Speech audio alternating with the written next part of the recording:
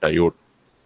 And some of the parameters you should consider when you are going to design a Zener diode. The first one is Zener diode resistance. So you know the static resistance and dynamic resistance. Static means it is called as AC, DC. Sorry, and dynamic resistance means you call it as AC resistance. Okay. So static resistance is given by RZ equal to VZQ by IZQ. It is going to be Q, it is the operating point where you fix the Q in the linear region of your diode. See, when you see the graph, in the forward bias characteristic, if you see, this region is exponential, but in the region is linear, right? So in the region, if you fix a point, that point is called as operating point. In the region, it is not perfectly linear, but if you consider a very small portion, it will be assumed to be linear. Okay, so when you consider DC resistance, you will take the operating point RZ equal to VZQ by IZQ. So Q defines the operating point, and you know that for a Zener diode in reverse bias, it is going to provide a constant voltage. Correct? So I can replace a Zener diode by a voltage source in series with a small Zener resistance RZ. So your Zener diode in reverse bias is equivalent to what? One battery with a resistance. Because in reverse bias, your Zener diode acts like a constant voltage source. Because voltage across the diode remains constant, only current is going to vary. In the இடத்துல Ohm's law is failing. Please understand, Ohm's law, V is proportional to I. As V increases, I should increase. But in the இடத்துல, as I is increasing, V is constant. So அந்த இடத்துல the device is becoming non-linear.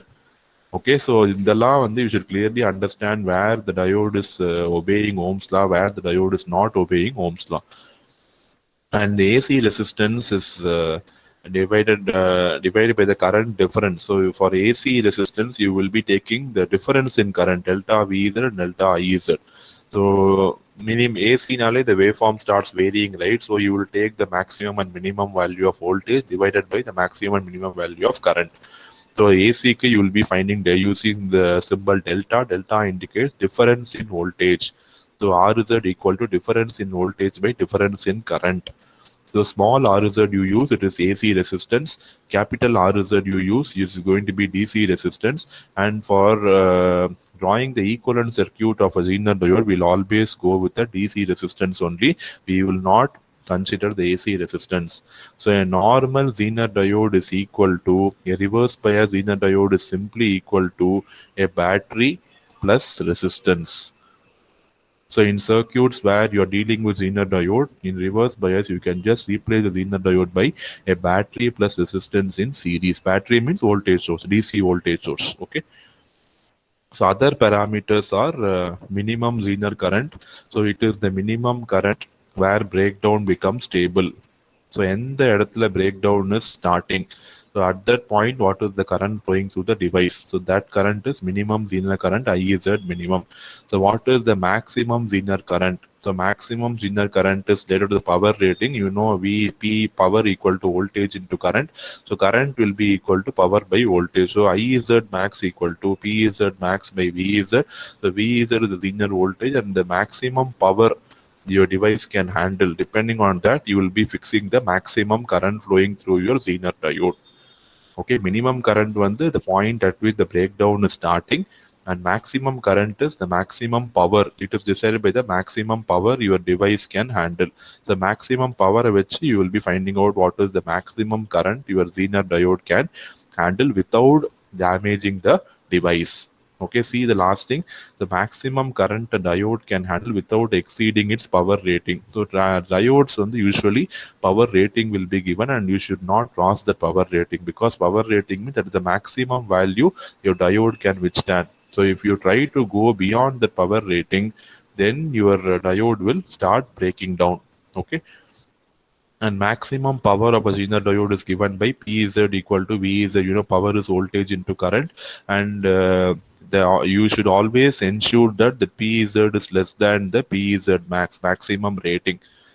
if it exceeds means the diode will get destroyed. See here, that's only when P is, as long as PZ is less than PZ max, the diode can operate without being destroyed. Once the power goes beyond the maximum rated power of your Zener diode, then the diode will get broken down. அதுக்கப்புறம் the diode we cannot use it again, so we have to replace the new diode only. Okay, and any semiconductor device will have dependence on temperature. So same way, the Zener diode also has all its parameter depending on temperature. So the Zener voltage VZ changes with temperature. So how much it is changing? So the temperature change, the change in temperature is given by this thing. So the temperature coefficient is given by delta VZ by VZ into T1 minus T naught. So if I am going to increase the temperature from T0 to T1, what is the change in voltage VZ? So that is given by the temperature coefficient. So T0 is going to be the room temperature, which is they consider 25 degrees Celsius here. And if I'm going to increase from 25 degrees Celsius to a new temperature T1, what is the change in the breakdown voltage? Delta VZ. So delta VZ is because of the change in voltage, and VZ is the normal Zener voltage. So delta VZ equal to V1 minus V0. V0, what is the V0 is the breakdown at T0, and V1 is the breakdown at T1. So delta VZ equal to V1 minus V0 divided by VZ is the conventional Zener voltage VZ into T1 minus T0. Okay, so the Zener voltage depends on temperature. So depends on difference in temperature. So whenever you find the coefficient, it depends on difference in temperature. A positive value indicates that, so as the temperature is going to increase, VZ will increase. Or if the temperature is going to decrease, VZ is going to decrease. It is going to be in the positive value. So negative value means it is the reverse, which means that if you increase the temperature, VZ will decrease. Or if you decrease the temperature, VZ is going to increase.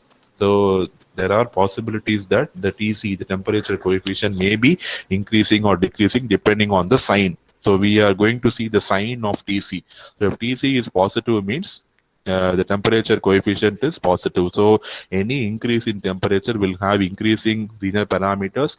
Any decrease in parameters will have decreasing Zener parameters. If the value of TC is negative means it is going to be the reverse. So if you are going to increase the temperature, the parameters are going to decrease. If you are going to decrease the parameters, the temperature, the parameters are going to increase. So from the below this equation, I can find delta VZ. You can cross multiply. So delta VZ equal to VZ into TC into T1 minus T0 by 100. So I can write this T1 minus T0 as delta T. So delta VZ equal to VZ into TC into delta T by 100. Sometimes for a Zener diode, you express in terms of millivolt per degree Celsius. So in that case, if you consider that thing, so I can write delta VZ equal to TC into T1 minus T0 or TC into delta T. So I simply do this when I normalize, when I express the TC in terms of millivolt per degree Celsius. So this VZ by 100 is grouped into the unit millivolt per degree Celsius, and that is written only as TC. Okay. So for Zener diode, you know VZ is less than 6 volt, so temperature coefficient is negative. So what is the meaning of negative temperature coefficient? As I'm going to increase the temperature, my VZ will start decreasing. So when the temperature is going to increase, the breakdown happens at a very, very lower voltages itself. So for a Zener diode with VZ greater than 6 volt, the temperature coefficient is negative, which means VZ will increase as the temperature is going to increase.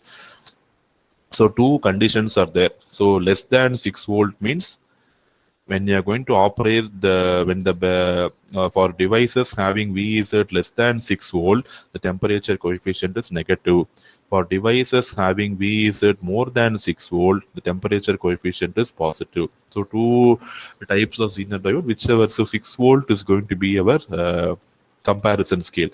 So whatever Zener diodes having breakdown voltage less than 6 volts, they will be having the negative temperature coefficient. Whatever Zener diodes having breakdown voltage more than 6 volt, they are going to have positive temperature coefficient, which means that as the temperature is going to increase, all the parameters of Zener diode is going to increase.